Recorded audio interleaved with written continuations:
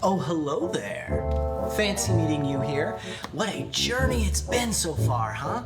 Here I am, still in Chamberlain, Maine, one of their illustrious public libraries, somehow unscathed after the fiery, bloody carnage wrought by Carrie White's unleashed telekinetic powers on May 27th, 1979. And to think all this started with a pesky case of writer's block in my cushy book nook at my Los Angeles apartment. One peaceful 3,000-mile road trip later, I found myself at Stephen King's house, stumbling upon an old typewriter he had cast aside. That typewriter, well, it was hexed or blessed or something, with the power to shatter my writer's block and open my brain's floodgates, the ideas spilling onto the page like a flood of blood from a hotel elevator.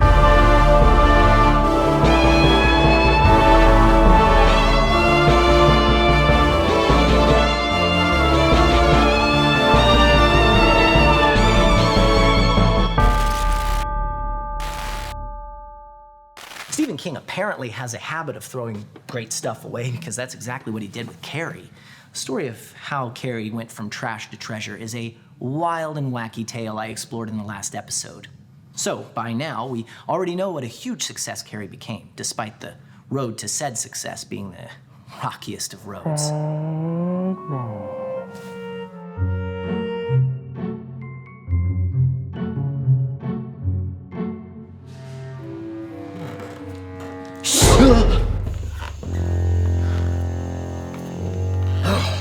Dang lady's shushing's louder than I am. Anyway, like I was saying about, the rocky road to Carrie's success. Belly Furtado. I thought your voice sounded familiar. Don't you bring up R&R if you can't deliver the goods. R&R? Rest and relaxation? Rocky Road, sugar love. This here's a library, not an ice cream parlor. Silly Belly. In January 1974, just a few short months before Carrie was to be unleashed upon the masses, on April 5th, Stephen King's publisher Doubleday sent advance reader copies of the novel to reviewers along with a letter. Now, there are a million plot summaries of Carrie floating around out there, but I think the one in this letter might be my fave. Ladies and gentlemen, Bill Thompson.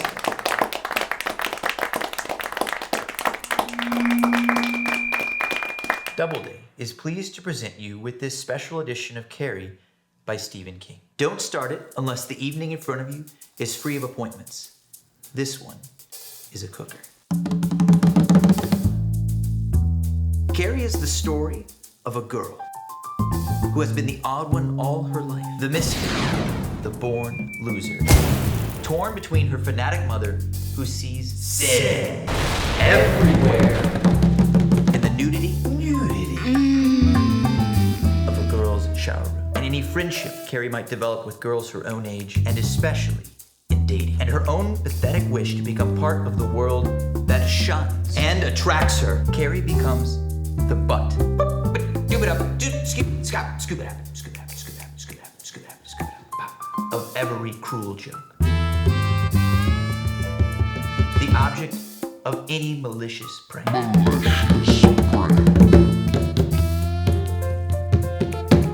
But Carrie is different. More than a victim of forces she cannot understand. She possesses a strange and frightening power which she can hardly control. And when one final prank is played, the unleashing of Carrie's power proves as spellbinding as it is devastating. Whew. We hope that Carrie will excite you as much as it has us. A tremendously readable ESP novel. It is also a quietly brilliant character sketch of a young and unusual girl trying to find her way out of a very personal hell. We think Carrie and Stephen King have a bright future, and we welcome this chance to share both of them with you. The marketing folks knew they had a novel with a little more meat on its bones than your average run-of-the-mill humdrum schlocky horror story. On the bones, Okay, I opened myself up for that one. If Carrie was nothing more than the alluring story of an outcast high school girl with telekinetic powers, who unleashes fiery, bloody hell on the town that wronged her, I doubt we'd still be talking about the novel today. Actually, that concept is cool as hell.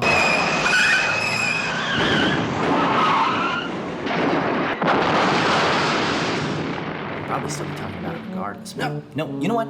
Nah, hooky concepts, they're a dime a dozen. And those butt-talking Doubleday folks knew that. Hooky concept is like that small bit of iceberg above the ocean surface, but without the deeper, more profound stuff under the surface, like your engaging plots, your complex emotions and ideas, and interesting characters, what Doubleday called a quietly brilliant character sketch. Without these elements, your iceberg is just a measly hunk of ice for penguins and polar bears to romp around on. Certainly nothing formidable enough to sink the Titanic. You're so stupid, Rose! In this analogy, sinking the Titanic is a good thing. Well, it's not a good thing. I mean, sinking a big iron boat's never a good thing. Unless it's like a Nazi sub or something. Nazis. I hate these guys. My point is, it's all that deeper, complex stuff that gives Carrie its staying power. Heck, here we are, almost 50 years later, and I'm still talking about it. And you're watching me talk about it. And we're having fun, aren't we? Aren't we? Jesus Christ. Ooh. Okay. I'll be quiet. I'm not going to pretend to know exactly why certain stories like Carrie stand the test of time, while so many wash away like tears in rain. I've seen things you people wouldn't believe. There are so many factors that play a role, both seen and unseen, that it's easy to cherry-pick reasons in hindsight. In the previous episode, we took a look at just some of the many disparate elements, independent of Stephen King's talent as a writer, that had to come together at just the right place and just the right time for Carrie to become the classic we know today. But hey, I also don't want to be a lazy SOB and chalk it all up to magic. I mean, what kind of an irresponsible host would do something like that? Magic! Let's go! This is Viv Bibbles with a report for the Midworld Nightly News. I'm here at the Gotham Cafe, where David McCracken was reportedly last seen before he went missing. Here with me now is the man who claims to be the last to have seen McCracken alive. McCracken was last seen in your coffee shop, correct? It's not a coffee shop, it's a cafe. I would like to let your viewers know that moving forward, we're enacting a strict policy. If you wish to use our restrooms or wireless internet, you are required to purchase a beverage and a food item. We had a guy in here earlier that sat with his typewriter for several hours and ordered nothing. You're talking about David McCracken. That's who I'm asking you about. Yeah, he was typing and talking to himself and just vanished into thin air. Vanished into thin air. Could you elaborate? Oh, but my quiche's finished. Back to you, Danica. Vanished into thin air. That is truly a remarkable claim. If only we had some kind of evidence to back that up. What's that? I'm being told Midworld Nightly News has just obtained exclusive footage from a security camera at the Gotham Cafe. Footage that may shed some light on the whereabouts of David McCracken.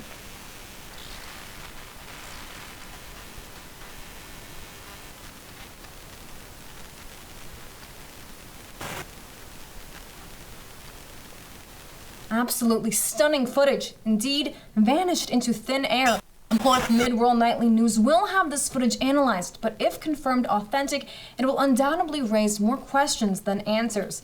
In many ways, it feels like we are back at the beginning of solving this mystery wrapped in the riddle inside an enigma. More on the disappearance of David McCracken as it develops. Until then, this is Danica Dushku with Midworld Nightly News, signing off. By now we know Stephen King regarded the first few pages of Carrie with such disheartened disdain that he saw fit to file them away in the trash can. But there was certainly something about the germ of the idea of Carrie that attracted him to start writing it in the first place. So, to ask the single most annoying question every author is asked, Stephen, where did you get your idea from? Now, normally when he's asked a pedestrian question like this, Stephen dryly responds, Eureka. I mean, he knows all too well that ideas can come from anywhere at any time. They can come at us so fast and so fleetingly that for every one idea a writer pursues, who knows, there could be a million other great ideas that she's passed up on for whatever reason. I guess what I'm saying is, ideas are the Stay Puft Marshmallow Man. I couldn't help it. It just popped in there. In the case of Carrie, Stephen actually does have an answer to that annoying where to get your ideas from question. Actually, well, he has a lot of answers because Carrie is the result of many disparate ideas coalescing into a singular piece of fiction. But before we explore those, let's go way back to the early 70s to when Stephen got just the right kick in the pants. As we've already seen in the previous episode, Stephen and his wife Tabitha had a rocky few years of marriage. Not rocky road marriage. Talking about a rocky marriage here. The early 70s found the young couple extremely poor with 2 kids trying to make ends meet. M-E-E-T, not M-E-A-T. Trying to make ends meet in Maine. Odd jobs here and there, all the while Stephen finding any bit of free time to write. Even when he started teaching high school, he'd clack away at Tabitha's Olivetti in the cramped laundry room of their double-wide trailer at night.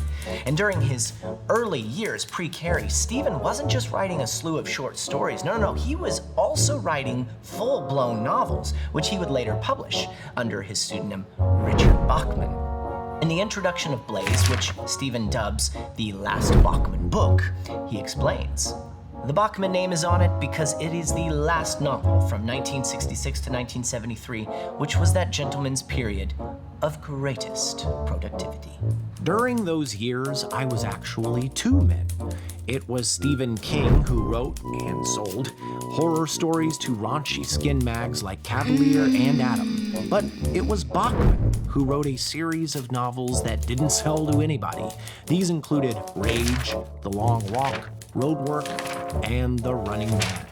Now, there may be some of you Stephen King heads out there saying, oh yeah, well, in his memoir on writing, Stephen says he actually wrote 3 novels before Carrie: Rage, The Long Walk, and The Running Man. Yeah, well, look, man, I'm trying my best here. Stephen's given a lot of interviews over the years, and his number of pre-Carrie novels is always changing. You can't expect one of the world's most famous writers to give 50 years of interviews and not have a few discrepancies. Yes, but what about the 3 other nameless books he mentions in his essay on becoming a brand name? He describes book number 2 as a, quote, 500-page novel about a race riot in a major but fictional American city. Right, Sword in the Darkness. Oh, and then there's his novella, The Aftermath, about nuclear Armageddon after the Cuban Missile Crisis, which he wrote at the same time as he wrote Rage, aka Getting It On. Sword in the Darkness and The Aftermath were never published, though. Oh, I see, so his writing only counts if it's published. That's not what I mean. Well, he might publish them someday. For the purposes of the point I'm trying to make. Please, arrive at the point. Mama's getting hungrier than a tick on a teddy bear, Buttermilk.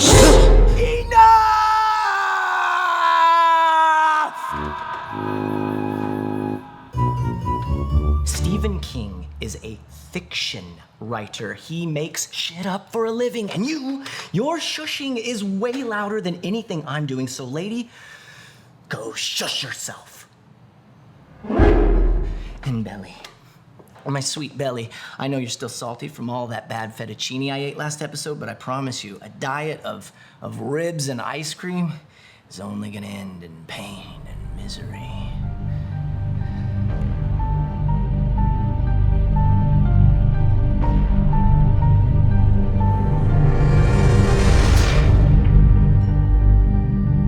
So,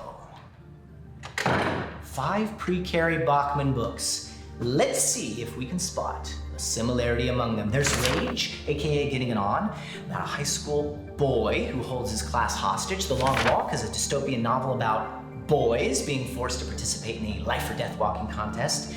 Roadwork follows a man at the end of his rope after his son dies.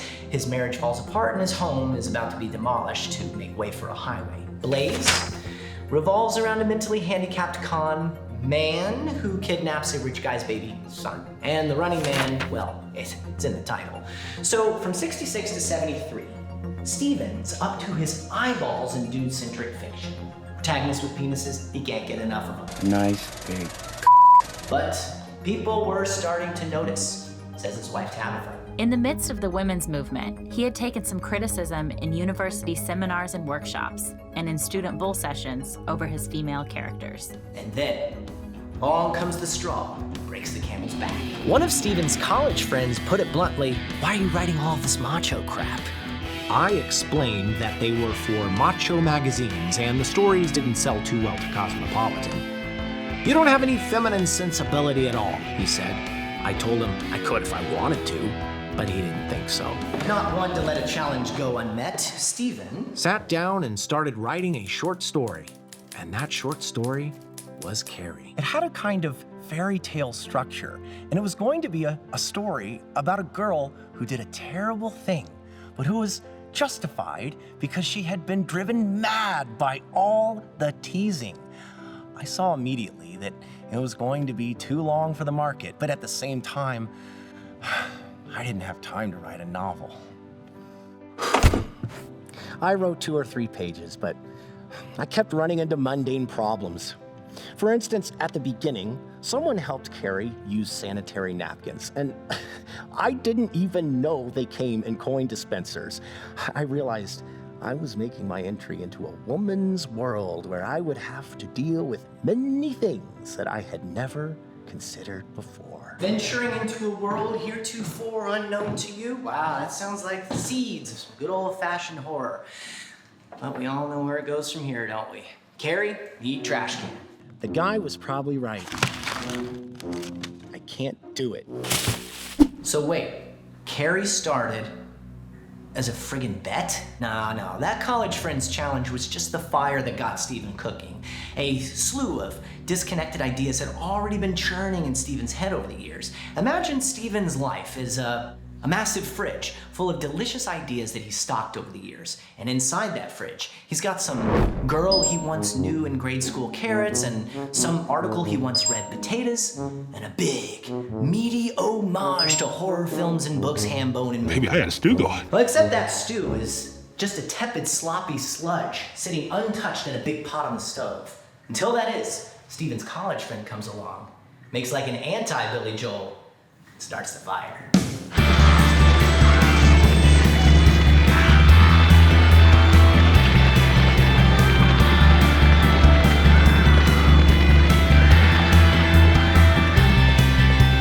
Chamberlain school gym, Will Wheaton and his friends overlook Sheldon's book, Spiders from Space.